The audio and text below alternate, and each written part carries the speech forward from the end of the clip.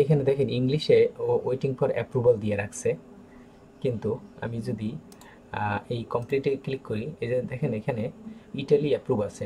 হ্যাঁ, এরপরে যদি আমি রিজেক্টেড অথবা এক্সপায়ার্ড এখানে ক্লিক করি, দেখেন এখানে স্প্যানিশ অ্যাড করছিলাম, তো এটা রিজেক্টেড দিয়ে দিছে। তো কমপ্লিটে আছে ইটালি, এটা অ্যাপ্রুভ, এবং পেন্ডিং ইন প্রোগ্রেসে এইখানে আছে যে আপনার ইংলিশ, হ্যাঁ, ওয়েটিং ফর অ্যাপ্রুভাল। কিন্তু আসল কাহিনী হয়েছে এখানে, যেমন এই যদি আমি ইউএসএরএসে ঢুকি, হ্যাঁ, এই যে দেখেন আমি ইউএসএরএসে ঢুকলাম, তো এইখানে আপনার ইংলিশের কাজ আছে, এই যে দেখেন ইংলিশ, হ্যাঁ। এরপরে এখানে দেখেন এটার ইটালির কাজও আছে, এই যে দেখেন এই এই যে ইটালি, হ্যাঁ, এই যে ইটালির কাজও আছে, এই যে দেখেন ইটালি। তো অ্যাকাউন্টের ভিতরে দেখেন ইংলিশটা ওয়েটিং ফর অ্যাপ্রুভাল, কিন্তু ইংলিশের কাজ দিছে, হ্যাঁ। তারপরে যদি আমি কমপ্লিটে যাই, কমপ্লিটে গেলে দেখেন এই যে ইটালি ল্যাঙ্গুয়েজ অ্যাড করছিলাম ওইটার অ্যাপ্রুভ দিছে, এবং এই ইউএসএরএস এর ইটালির কাজও এই আছে।